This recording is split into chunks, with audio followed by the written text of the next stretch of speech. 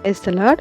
ప్రభు అయిన యేసుక్రీస్తు నామంలో మీ అందరికీ వందనములు తెలియజేస్తూ ప్రతి ఉదయం దేవునితోనే ఈ ఆధ్యాత్మిక కార్యక్రమానికి మిమ్మల్ని అందరినీ కూడా ఆహ్వానిస్తున్నాను. దేవుని యొక్క మహాకృపను బట్టి మనం ఎలా జీవించగలుగుతున్నాము, ఆయన ఇచ్చిన ఆరోగ్యాన్ని బట్టి, ఆయన ఇచ్చిన కృపను బట్టి ఆయనకి ఎల్లప్పుడూ కూడా మనం కృతజ్ఞతాస్తుతులు చెల్లించేవారుగా ఉండాలి. ఈ ఉదయకాలము దేవుడు మనతో మాట్లాడుతున్న శక్తివంతమైన మాట హెబ్రేయులకు 12వ అధ్యాయము 2వ వచనము. విశ్వాసమునకు కర్తయు దానిని కొనసాగించువాడైన యేసువైపు చూచుచూ మన ఎదుట ఉంచబడిన పందెముతో ఓపికగా పరిగెత్తుదము. హల్లెలూయా. దేవుడికి మహిమ కలుగును గాక. ఈ రోజుల్లో చాలామందికి అసలు ఓపిక అనేది అస్సలు ఉండడం లేదు. ప్రార్థన చేయగానే వెంటనే జవాబు వచ్చేయాలి, అడగగానే దేవుడు ప్రతిదీ కూడా అనుగ్రహించేసేయాలి, వారికి ప్రతి అవసరతను కూడా యేసునామంలో తీర్చేయాలి. అంతే తప్ప ఓపికగా సహనముతో ప్రార్థించి కనిపెట్టేవారు చాలా తక్కువైపోయారండి. హల్లెలూయా. దేవునికి మహిమ కలుగును గాక. దేవుడు ఉదయకాలము మాట్లాడుతున్నారు. నువ్వు చేస్తున్న సేవలో, పరిచర్యలో, సంఘంలో, ఉద్యోగంలో, వ్యాపారంలో ఆటంకాలు వస్తాయి, అభ్యంతరాలు వస్తాయి, హృదయాన్ని ద్రవింపచేసే నిలిపివేసే శోధనలు, వేదనలు, పరీక్షలు వస్తాయి. అడుగు తీసి అడుగు వేయలేని పరిస్థితులు నీ ముందర, నీ కాళ్ళకు బంధాలు వేస్తాయి. వీటన్నిటిని మధ్య మనము ముందుకు సాగాలంటే యేసు వైపే చూడాలి. యేసు తన ఎదుట ఉంచబడిన ఆనందము కొరకై అవమానమును నిర్లక్ష్యపెట్టి సిలువని సహించి దేవుని సింహాసనం యొక్క కుడిపార్శ్వముడైన ఆసీనుడై ఉన్నారు. క్రీస్తు తత్వం కూడా ఇదే కదా, ముందుకు సాగిపోయే తత్వం. ఎన్నో నిందలు, అపార్థాలు ఎన్ని ఎదురైనప్పటికీ అన్యాయపు తీర్పు పొందిన శిష్యులు తనని విడిచి వెళ్ళిన ఆయన మాత్రం నన్ను పంపిన వాని చిత్తము చేయుటకు, ఆయన పని తుదమట్టించుటకు నాకు ఆహారమై ఉన్నదని యోహాను సువార్త ద్వారా ముందుకే సాగిపోయారు. ప్రియ సహోదరి సహోదరుడా, నీ ఆత్మీయ యాత్ర ఏ విధంగా ఉంది? మానసిక శారీరక శోధనలో, వేదనలో చిక్కి ఆగిపోయిందా, లేదా వెనక్కి జారుతుందా? ఒక్కసారి పరిశీలించుకోమని మనవి. నువ్వు బైక్ మీద వెళ్తున్నప్పుడు నువ్వు ఎంత స్పష్టంగా, ఎంత ఖచ్చితంగా ముందుకు వెళ్ళగలిగితే అంత క్షేమంగా త్వరగా ముందుకు వెళ్ళగలవు. నువ్వు అటు ఇటు చూసినా లేదా వెనకకు చూసినా ప్రమాదంలో పడిపోతావు. అలాగే ఆత్మీయ జీవితంలో ముందుకే చూడాలి. వెనక్కి చూస్తే లోతు భార్య వలె మనకు కూడా ఇబ్బందే. ఆత్మీయ యాత్ర కూడా ముందుకు సాగడం అనేది చాలా అవసరము. మనం క్రీస్తుని వెంబడిస్తున్న వారమైతే మన ఆత్మీయ యాత్రలో ముందుకే కొనసాగాలి. మనం పిలువబడింది విశ్వాసమునకు కర్తయు దానిని కొనసాగించేవాడైన యేసు వైపు చూచుచు ముందుకు మనము పరిగెట్టడానికి, ముందుకే కొనసాగడానికి తప్ప శోధనలకు, అపనిందనలకు, శ్రమలకు తలయొగ్గి నీ ఆత్మీయ యాత్రలో ఆగిపోవడానికి వీల్లేదు. ప్రార్థన చేయగానే సమాధానం రాలేదని నువ్వు అక్కడ ఆగిపోవడానికి వీల్లేదు. ముందుకు సాగడానికి మనము పిలువబడ్డాము. హల్లెలూయా. ఆగిపోవడమే కాదు, వెనక్కి తిరిగి చూడడం కూడా ఆయనకి ఇష్టం లేదు. కావున లోకం వైపునకు వెళ్లకుండా నీ మార్గంలో ఎదురయ్యే ప్రతి కష్టాన్ని, నష్టాన్ని, శోధనను జయిస్తూ ముందుకే సాగిపోయేవానిగా నీవు ఉండాలని దేవుని ఆశ. అట్టి రీతిగా మనం ఎన్ని సమస్యలు వచ్చినా, ఇబ్బందులు వచ్చినా ముందుకే కొనసాగుదాము. దేవుడు మనకున్నారు. ఆయన మీద సహనంతో ఆయన కొరకు కనిపెట్టుకుందాము, ప్రార్థన చేద్దాము. నిరంతరము ఆయన్ని విడవక ముందుకు ఓపికగా పరిగెడితే మనకున్న ప్రతి సమస్య నుంచి కూడా దేవుడు తప్పకుండా విడుదల దయచేస్తారు. హల్లెలూయా. ఒకానొక సమయంలో ఒక తండ్రి యుద్ధంలో సైన్యాధిపతిగా ఉండేవాడు. ఆ తండ్రికి ఒక్కడే కుమారుడు. ఆ కుమారుడికి యుద్ధం అంటే చాలా ఇష్టం. కావున తన తండ్రితో డాడీ నేను కూడా సైన్యంలో చేరి మన దేశం కోసం పోరాడుతాను, దయచేసి నన్ను కూడా తీసుకెళ్ళండి అని అడుగుతూ ఉండేవాడు. అప్పుడు ఆ తండ్రి, బాబు మాకున్నది నువ్వు ఒక్కడవే, నీకేమైనా అయితే మేము తట్టుకోలేము, నేను వెళ్ళి మన దేశం కోసం పోరాడుతాను, నువ్వు వద్దురా అని అనేవాడు. కానీ కుమారుడు ససేమరి అనేసరికి తండ్రి అంగీకరించక తప్పలేదు. అప్పుడు కుమారుడు శిక్షణలో పాలు పంచుకుని యుద్ధ సైనికుడిగా తనను తాను అప్పగించుకున్నాడు.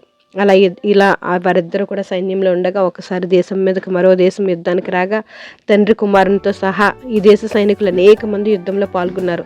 యుద్ధం ముమ్మరంగా జరుగుతున్న సమయంలో ఈ రాజ్యంలో ఉన్న సైనికులు శత్రువుల యొక్క తోటాలకు బలైపోతున్నారు. అప్పుడు ఈ సైన్యాధిపతికి ముందుకు దూసుకువెళ్తుండగా తన కళ్ళ ముందు ఒక సైనికుడు కుప్పకూలిపోవడం కనిపించినప్పుడు పరుగున వెళ్ళి లేపే ప్రయత్నం చేస్తూ బోర్లా పడి ఉన్న సైనికుడిని తిప్పి చూస్తే ఆ సైనికుడు ఎవరో కాదు, తనొకనొక కుమారుడే. యుద్ధ భూమిలో తన ఏకైక కుమారుడు జీవోత్సవంలో పడి ఉన్నాడు. ఆ కుమారుని విడిచిపెట్టి ఆ తండ్రికి ముందుకు సాగాలంటారా, లేక అదే సమయంలో యుద్ధ భూమిలో ముందుకు వెళ్ళి శత్రువులను హతమార్చి తన దేశాన్ని కాపాడాలంటారా? ఇలా ఏమి చేయాలి? ఆ తండ్రి ఇప్పుడు ఏమి చేయాలి? ముందుకు సాగడమా, లేక కుమారుని భుజాన్ని వేసుకుని వెనక్కి వెళ్ళడమా? ఆ సైన్యాధిపతి తన కళ్ళ ముందే శవంలో పడి ఉన్న తన కుమారుని నుదుటి మీద ముద్దు పెట్టుకుని ముందుకే సాగిపోయాడు. కారణము, నేను పిలువబడింది ముందుకు సాగడానికే కానీ ప్రేమానురాగాలకు లొంగిపోవడానికి కాదు. నమ్మిన రాజు నాకు ఈ ఉన్నతమైన పదవిని ఇచ్చాడు.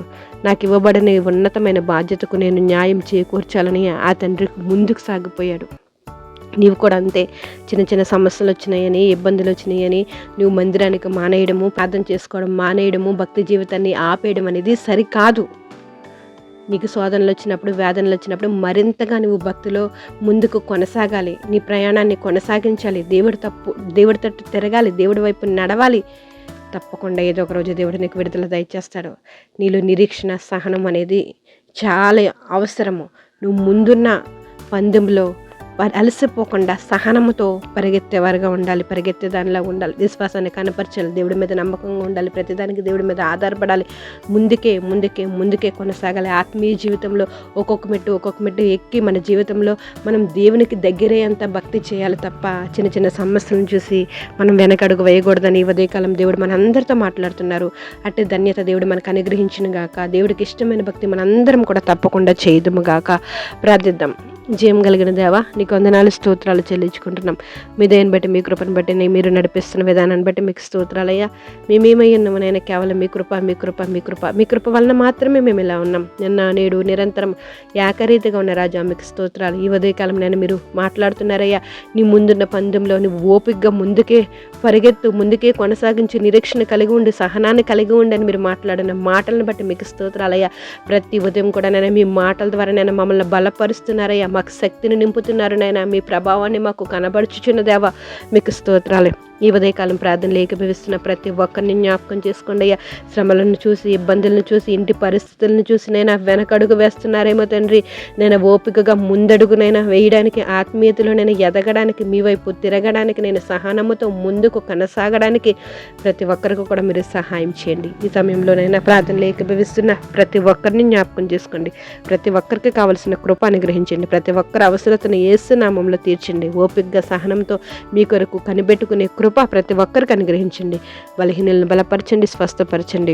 వివాహాలు కాక ఎందరో ఎదురు చూస్తున్నారయ్యా. తగిన కాలం మంది వివాహాలు జరగడానికి మీరు సహాయం చేయండి. గర్భఫలం విషయంలో మీ కృప అనుగ్రహించండి. గర్భఫలం ఇచ్చిన బిడ్డలకు నెలలు నిండేంత వరకు మీకు ఆపదల కృప అనుగ్రహించండి. బాలింతల్ని, చంటి బిడ్డలను జ్ఞాపకం చేసుకోండి. స్కూల్కి వెళ్తున్న బిడ్డలను జ్ఞాపకం చేసుకోండి అయ్యా. యవన బిడ్డలను జ్ఞాపకం చేసుకోండి. చదువులు అయిపోయి ఉద్యోగాల కోసం చేస్తున్న ఎందరో ఉన్నారు. వారందరి పట్ల మీ కృపను అనుగ్రహించండి అయ్యా. తండ్రి మీకు స్తోత్రాలయ్యా. మీ పరిచర్యలో ప్రతి యవన బిడ్డ పాలు పంచుకున్నట్లు మీరు సహాయం చేయండి. ఈరోజు ప్రయాణాలు చేస్తున్న ప్రతి ప్రయాణాన్ని జ్ఞాపకం చేసుకోండి. నీ రాకపోకలేంది యెహోవా నేను కాపాడాను అనే వాగ్దానం నెరవేర్పులోనికి తీసుకురండి. తండ్రి మీకు వందనాలు. ఈరోజు పుట్టినరోజులు, పెళ్లి రోజులు జరిపించుకున్న బిడ్డలను జ్ఞాపకం చేసుకుని మీ దయా కిరీటం ధరింపజేసినందుకు మీ కృతజ్ఞతాస్తుతులు చెల్లించుకుంటున్నామయ్యా. రైతులని, వ్యాపారస్తుల్ని, నేను దేవాస్తోత్రం, ఉద్యోగస్తుల్ని, చేతి పని వారిని ప్రతి ఒక్కరిని జ్ఞాపకం చేసుకుని ప్రతి ఒక్కరి పట్ల మీ కృప అనుగ్రహిస్తారని, ప్రతి ఒక్కరు మీ యందు భయభక్తులతో జీవించడానికి మీరే సహాయం చేస్తారని, విదేశాల్లో ఉన్న బిడ్డలను జ్ఞాపకం చేసుకోండి అయ్యా. విదేశీ ప్రయాణాలను జ్ఞాపకం చేసుకోండి. అనేక మంది జీతాలు రాకుండా ఇబ్బంది పడుతున్నారు. అటు వారి పట్ల మీ దయను అనుగ్రహించండి తండ్రి. మీకు వందనాలు. ఎందరో హాస్పిటల్కి వెళ్ళారు. వాళ్ళ టెస్టుల రిపోర్టుల్లో నేను మీరు సహాయం చేయండి. ప్రతి ఒక్కరి పట్ల అద్భుతమైన కార్యాలు నేను మీరే జరిగిస్తారని, ప్రార్థనలు ఏకీభవిస్తున్న ప్రతి బిడ్డని నేను మీరే జ్ఞాపకం చేసుకుంటారని, సమస్త గంట మహిమ ప్రభావాలు మీరు పొందుకుంటారని ప్రభువుని యేసు నామములో అడిగి వేడుకుంటున్నాం మా పరమ తండ్రి. ఆమేన్. Praise the Lord. God bless you all.